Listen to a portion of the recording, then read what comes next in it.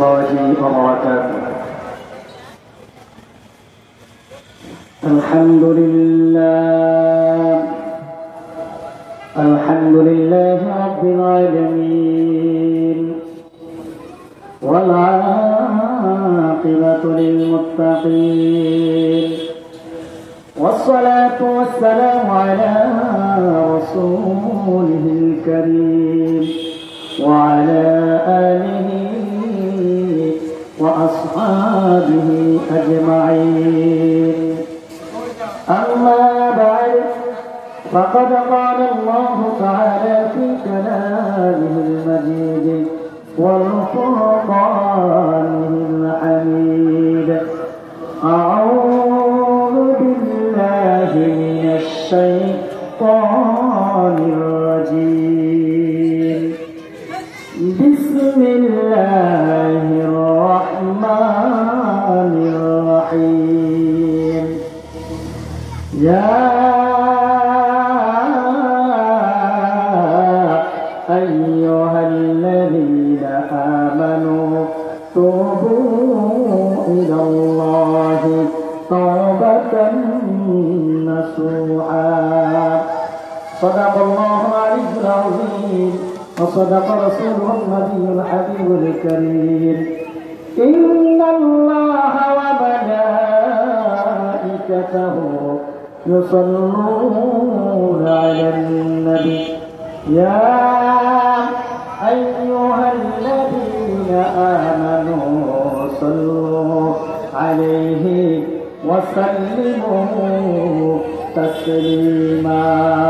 اللهم صل على سيدنا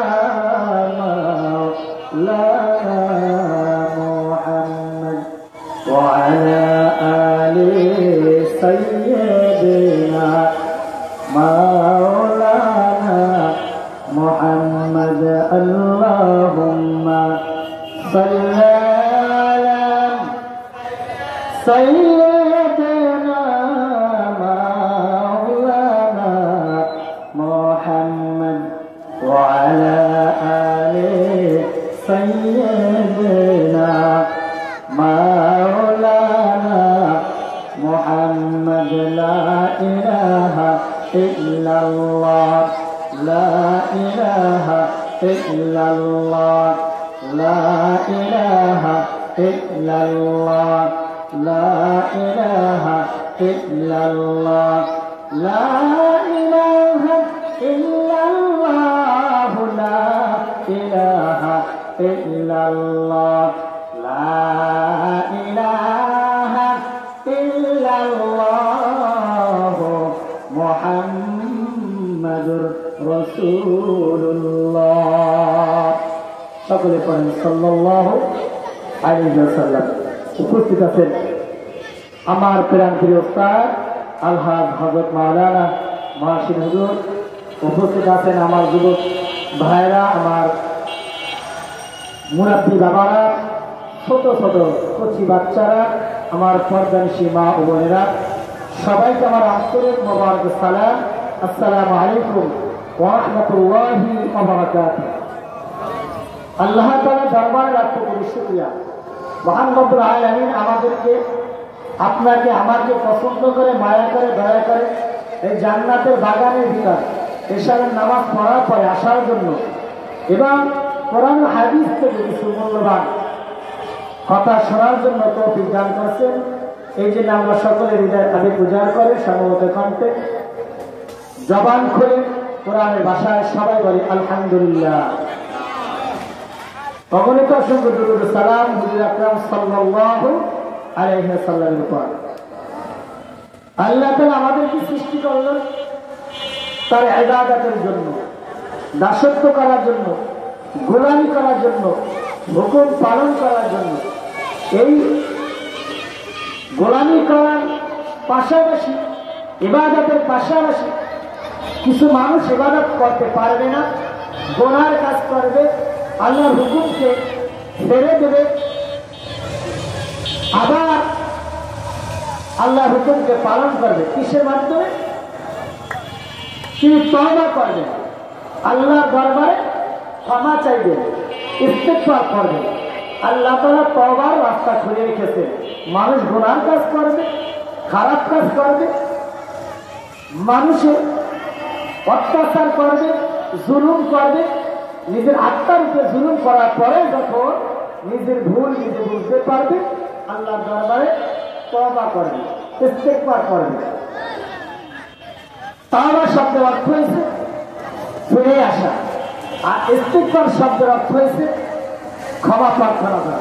আল্লাহর কাছে ভুল করার পরে, ভুলকে ঘৃণা করে আল্লাহর কাছে সাহায্য চাওয়া, প্রার্থনা করা, আল্লাহ তুমি আমাকে ক্ষমা করো।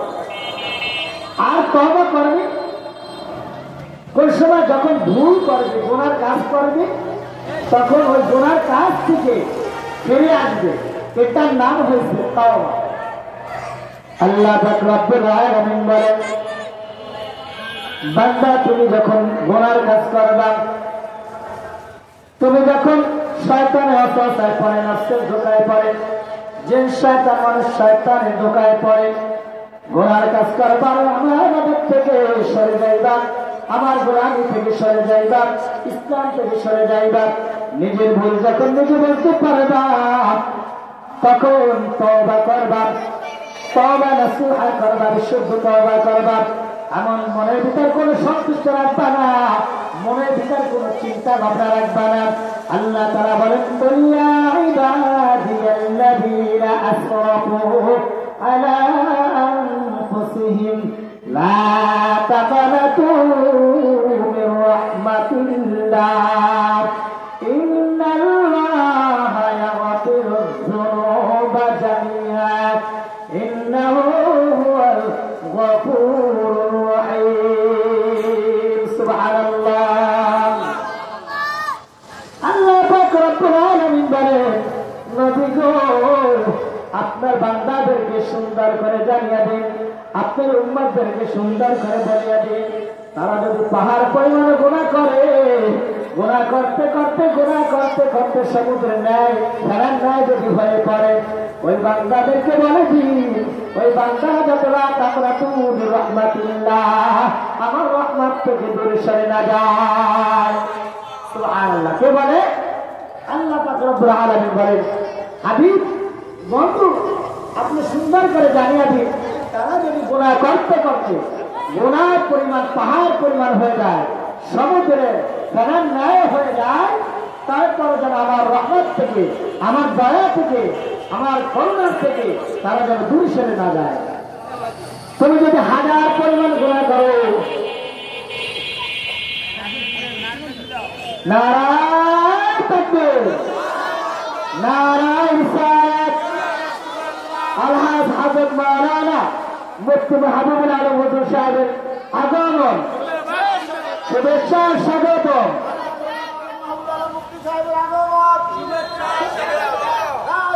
নারায়ণ তাকবীর।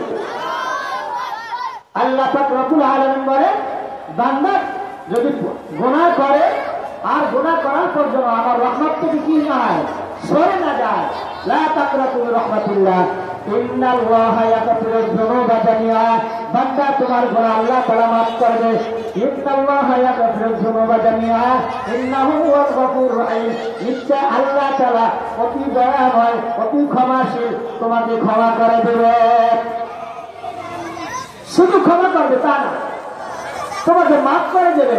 সাহায্য চাইতে হবে কার কাছে? দয়া চাইতে হবে কার সাথে? তওবা করতে হবে কার কাছে? ইস্তিগফার করতে হবে কার কাছে? আল্লাহর কাছে। প্রার্থনা করতে হবে আল্লাহর কাছে। ইস্তিগফার করলে, বেশি বেশি বললে মুজতাবাহুদ দাওয়া হয়ে যায়। কি হয়ে যায়? মুজতাবাহুদ দাওয়া। এমন একটি জিনিস, ইস্তিগফার করতে করতে ওই ব্যক্তি মুজতাবাহুদ দাওয়া হয়ে যায়। কেমন? যিনি, যার দোয়া আল্লাহ তাআলা সাথে সাথে কবুল হয়ে যায়। সুবহানাল্লাহ। ইস্তিগফার করতে করতে মানুষ কি হয়ে যাবে? মুজতাবাহুদ দাওয়া। সুবহানাল্লাহ।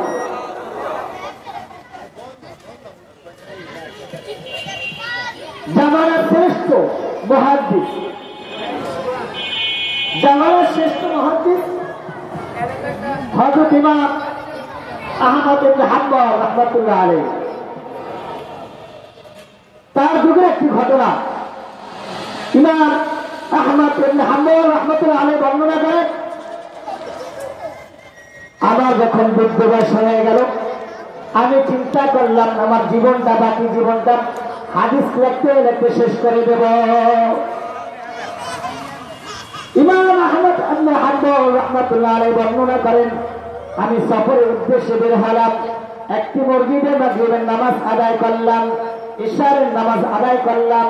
ইশারের নামাজের পরে চিন্তা করলাম সারা রাত এই মসজিদে আগমন করে সারা রাত হাদিস বর্ণনা লিখতে লিখতে ফজরের নামাজ শেষ হওয়ার পর সফর করব। ইমাম আহমদ হাম্বল রাহমাতুল্লাহ আলাইহি বর্ণনা করেন, শীতের মাস, শীতের দিন, আমি একটি শীতের পোশাক পরে হাদিস পড়া শুরু করলাম।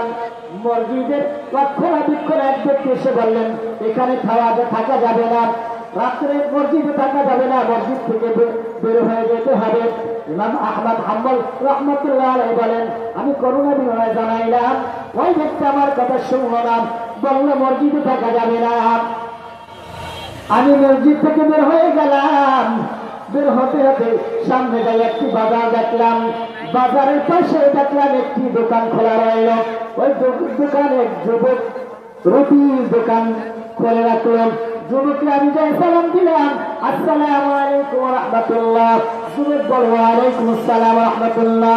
আমি বললাম, যুবক তোমার এই দোকানে সারা রাত্রি থাকা যাবে? যুবক বললেন, আহলান সাহলান, আপনি সারা রাত থাকতে পারবেন, আমার কোনো সমস্যা নাই।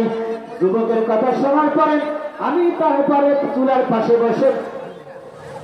পাশে বসে আগুন পোয়াই দিয়েছিলাম।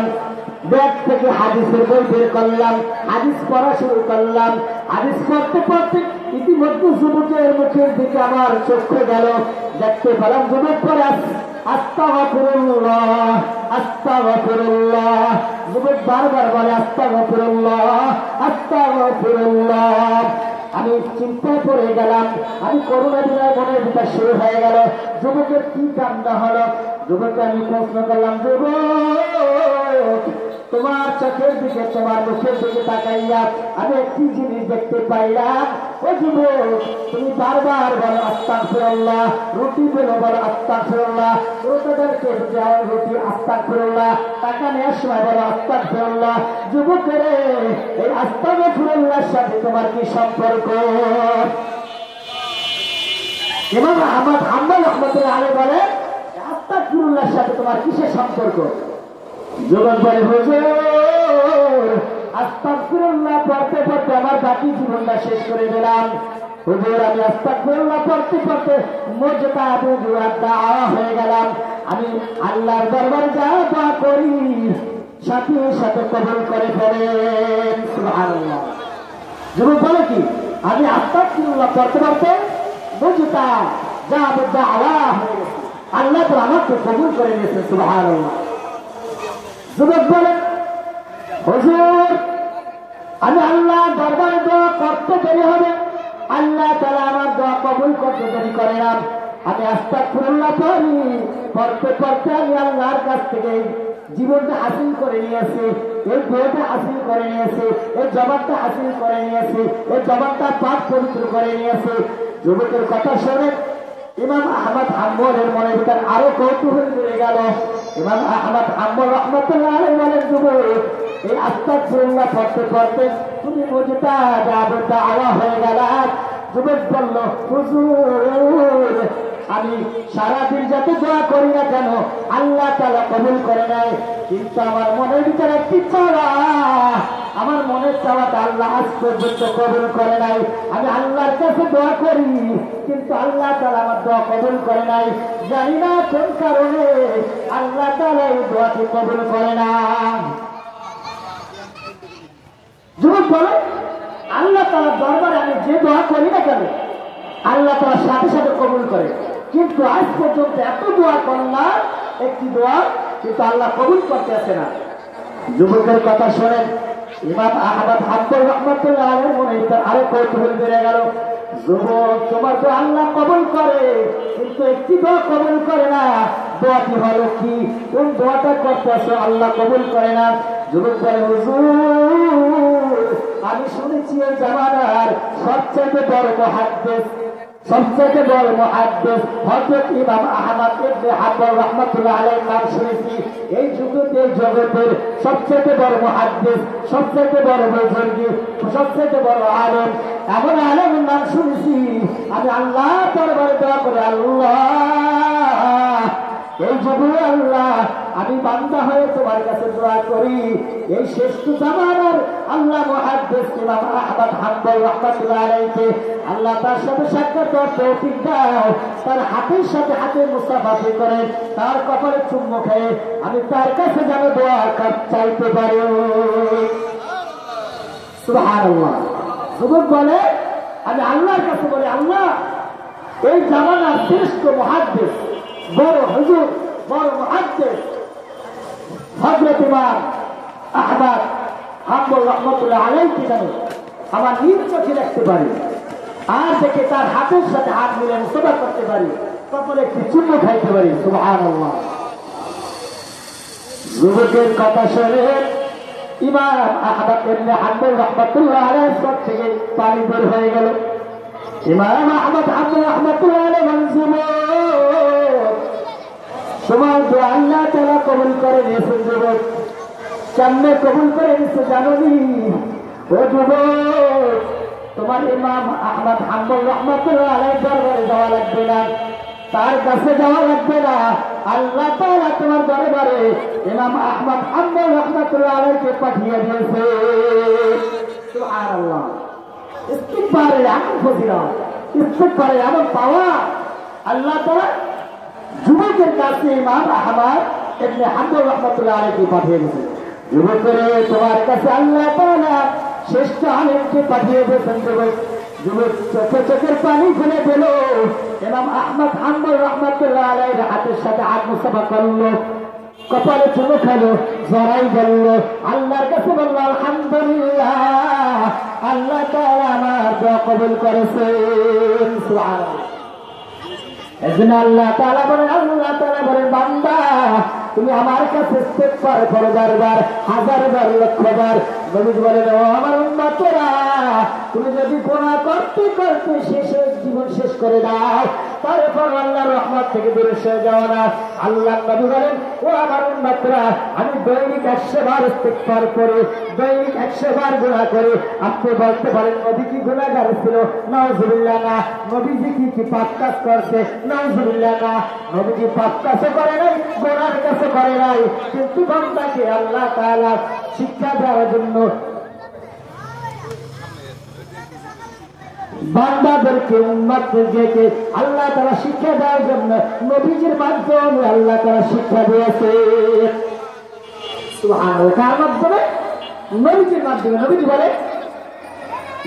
বলে, হে উম্মত, দৈনিক 100 বার আমি ইস্তিগফার করি, 100 বার আল্লাহর কাছে তওবা করি। তোমরাও দৈনিক 100 বার ইস্তিগফার করবা, আল্লাহর কাছে ক্ষমা চাইবা, দৈনিক 100 বার আল্লাহর কাছে তওবা করবা।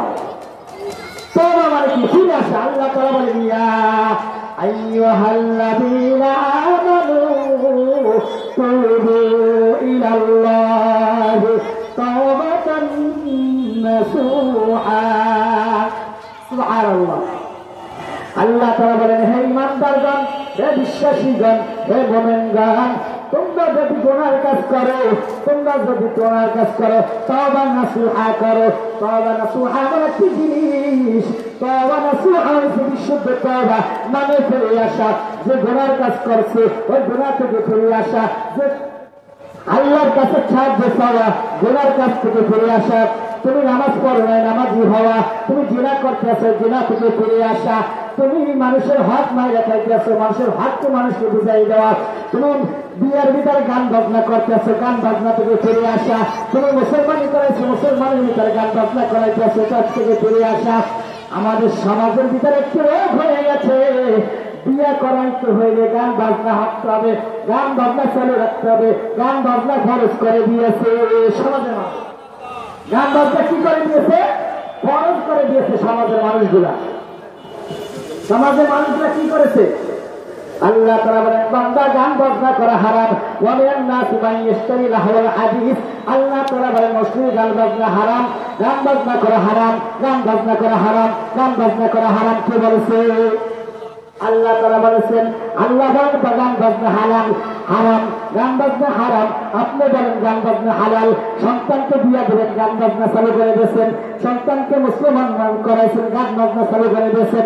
আল্লাহর বিধান থেকে আপনি ঘুরে সরে গেলেন, শয়তানের বিধানকে চালু করে দিলেন। আল্লাহ বলেন শয়তান তোমার বন্ধু হতে পারে না, শয়তান তোমার বন্ধু হতে পারে না, শয়তান হয়েছে তোমার শত্রু। আল্লাহ তাআলা বলেন ইয়া আইয়ুহাল্লাযীনা আমানু কুলু ফিস-সিলমি কাফা ওয়া লা তাত্তাবিউ খুতুওয়াতিশ-শাইতান ইন্নাহু লাকুম আদুব্বুম মুবিন। সুবহানাল্লাহ। আল্লাহ তাআলা বলেন ইয়া আইয়ুহাল্লাযীনা আমানু দুখুলু ফিস-সিলমি কাফা। হে ঈমানদারগণ, হে বিশ্বাসীগণ, হে মুমিনগণ, তোমরা যদি আমি আল্লাহর পরিমাণকে রাখো, ঈমান এনে থাকো, তো দুখুলু ফিস-সিলমি কাফা, ইসলামের পথে পরিপূর্ণভাবে বসবাস করো, ইসলামের ভিতর পরিপূর্ণভাবে ঢোকো। শয়তানকে বিশ্বাস করো না, শয়তানের কথা শোনো না, শয়তানকে মান্য করো না। শয়তান তোমাদের বন্ধু হতে পারে না। ইন্নাহু লাকুম আদুব্বুম মুবিন। নিশ্চয় শয়তান হচ্ছে তোমাদের প্রকাশ্য শত্রু। শয়তান কি? প্রকাশ্য শত্রু। শয়তান তোমাকে গুনার কাজ করাবে, আল্লাহর ইবাদত থেকে ফিরিয়ে রাখবে। শয়তান তোমার সন্তানকে বিয়ের সময় গান বাজনা করাইতে আগ্রহ দেবে, কিন্তু শয়তান তোমাদের বন্ধু না। কি করতে হবে? আমি আল্লাহর কাছে ক্ষমা চাইতে হবে, আমার আল্লাহর কাছে সাহায্য চাইতে হবে, আমি আল্লাহর কাছে এবার সাহায্য চাইতে হবে, ইস্তিগফার করতে হবে, বেশি বেশি ইস্তিগফার করতে হবে। ইস্তিগফার পরে আপনাকে কি করতে হবে? মুজতা জাবুতা আওয়া হতে হবে। আমরা বুঝি না, গুনার কাছ থেকে আমরা সুন্দর করে মেনে নিই। আল্লাহ তাআলা আমাদের সকলকে গুনার কাছ থেকে, গান বাজনা থেকে, শয়তানের হাত থেকে, নফসের দোকা থেকে, খারাপ খারাপ জায়গা থেকে আমাদের সকলকে ফিরে আসার তৌফিক দান করে। সবাই বলেন আমিন। ওয়া আখিরু দাওয়ানা আলহামদুলিল্লাহি রাব্বিল আলামিন। আসসালামু আলাইকুম ওয়া রাহমাতুল্লাহি ওয়া বারাকাতুহু।